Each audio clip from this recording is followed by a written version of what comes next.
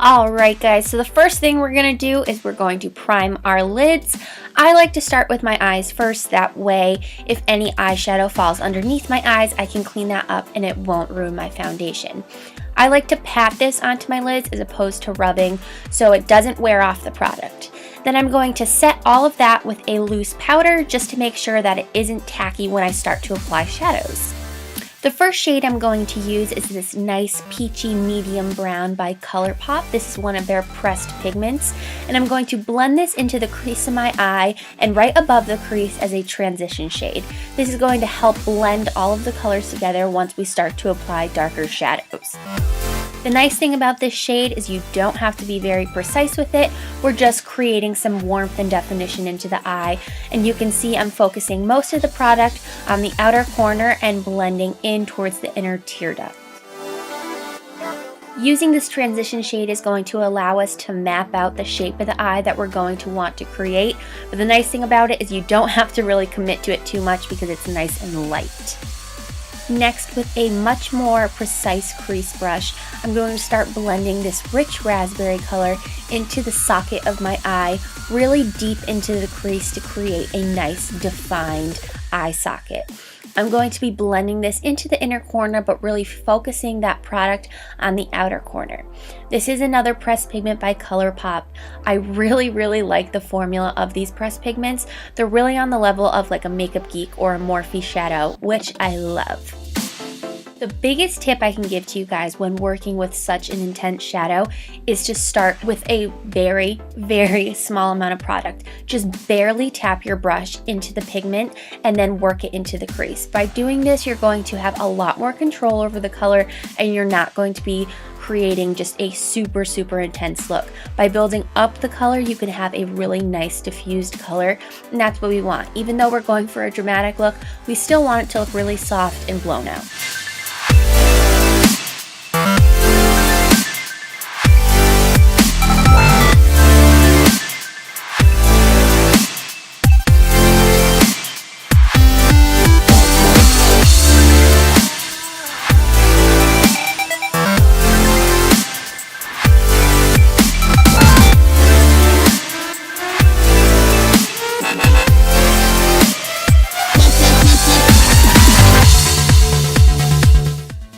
Dope. Now that we have that color nice and built up, I'm going to go in again with that nice medium brown shade, just a tad on that big fluffy brush to blend out the edges. Then I'm going to take that same color and on that same crease brush, I'm really going to dig that brush into the deepest point of my crease to create a nice defined look. You don't need to use a dark color to really darken up the crease, it just is all about the placement. So by placing it right into the deepest part of the crease, we're going to get a much deeper color. Now for my absolute favorite part of this look, I'm going to be taking this Super Shock shadow by ColourPop in this gorgeous rich burgundy color. I'm going to be packing this all over my lid and right into that crease color just to blend the two together. You want there to be a seamless transition between the two, but you really want to see a darker color on the lid because that's going to create that smokiness. Again, take your time when packing this onto the lid. You can do a few layers or you can even use your finger to pick up even more pigment. You also have the option of wetting the brush before you apply that color to the lid just to create a more foiled look. You're going to see me do this a ton throughout this look, but I'm going in again with a slight amount of that raspberry color just to blend out that crease even more and help create a seamless transition between that crease shade and that lid color. Next, with a very dark brown plummy shade, I'm going to take a very small crease brush and work this into the outer corner of my eye, into that outer V to lift the eyes upwards. This is going to add a little more drama to the eye, and again, like I said, it's going to create that soft cat eye, which is going to create the appearance of a much more lifted and almond shaped eye, which is what we want on Valentine's Day or on a night where we're trying to look a little more sassy so that we can have a really cool, sexy look.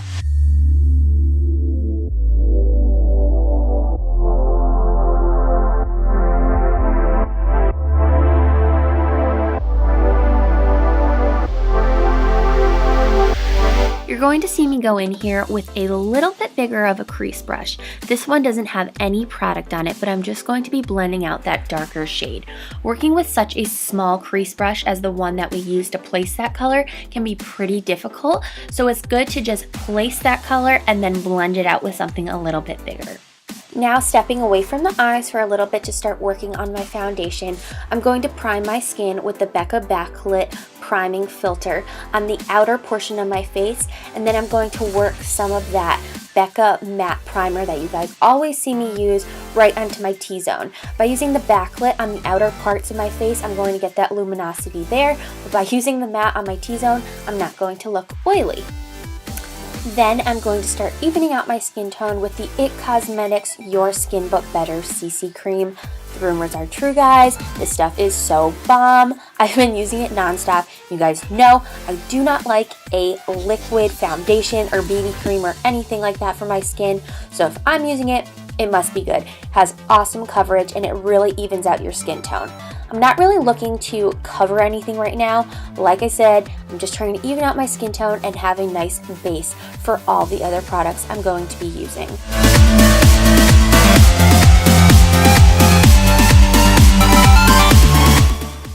I'm really taking my time to buff this into the skin so it's nice and seamless. And please, please, please, please, please do not forget your neck. Your girl does not like any lines, so just make sure that's nice and blended out, because you don't want to have a nice perfected face and then have this little line of demarcation that is absolutely terrible for any girl. I'm then going in with the Bye Bye Under Eye by IT Cosmetics as well. I actually mixed the light and medium shades together for under my eyes because I knew I was going to be baking for this look, and I didn't want anything that was super stark white because I knew the baking was going to add a little bit more of that stark white color to it afterwards. I'm also taking that around my nose because my nose tends to get red just like any other woman out there, but hey, a little concealer doesn't hurt. I like to go ahead and place my concealer underneath my eyes and around my nose with a much smaller brush, and then I go in with just a flat foundation brush to blend everything out and to go a little bit quicker because that tiny brush, that can get a little bit tedious. Then I'm going in with that medium shade concealer, and I'm just going to spot conceal with this. Make sure you're using something that is close to your skin tone because you don't want to highlight a blemish. We're trying to hide those bad boys. Then I'm going to take just a plain cosmetic sponge and place some of my Mercier Secret Brightening Powder underneath my eyes in a nice triangle shape to highlight that under eye. And also you're going to see later on, I'm using this mainly not so much to bake, but I'm actually doing this to catch any fallout that I get when I go in and finish off my eyeshadow underneath my eyes. But it is going to work double duty and make sure that our under eye concealer does not crease or slip away or go anywhere.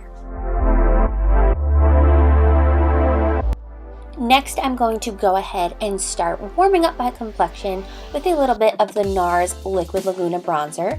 I actually decided to mix some of that bronzer with some of the Cover FX Custom Enhancement drops in that nice bronzy shade. I'm going to list everything down below that I used for you guys with the actual product names. I actually mixed in some of that BECCA Backlit priming filter as well. So I created a nice little cocktail of those three products and put those on the outer portions of my face. Not so much contouring with this, you know how I do. I just like to warm up my complexion, add a nice natural dimension. Then I'm going to go ahead and start working on the underneath portion of my lower lash line with some eyeshadow. I'm first starting off with that nice rich raspberry shade, then I'm going to go in with a much more precise brush and work that same shade to deepen it up. Then I'm going to go ahead and take some of that darker rich plum brown on the outer portion of my eye, and in between all of that I'm going to just take a clean crease brush and blend everything together. Doing that in layers and just blending out everything is going to help have a nice blown out lower lash line. I'm also going to go ahead and take some of that bright burgundy color that we used on the lid and put that right in the center of my lower lash line to add a nice pop of color. Now it is time to sweep away that secret brightening powder. It did its job and it made sure everything was brushed away with any of that fallout. So we have a nice smooth canvas to continue to work on our face. Then I'm going to set the rest of my foundation with that same fluffy brush and a very small amount of my BECCA blurring powder. I have been loving this powder because it creates a really nice soft focus look to the skin. Then I'm going to go ahead and take my Tarte Matte Chocolate Soleil bronzer onto a nice contouring brush and lightly contour my face. You guys know I'm not that into contouring, but with such a dramatic look, I did want to give it a go and define my face a little bit more. And I'm also going to go ahead and lightly contour my nose to give it a much more slimmer appearance.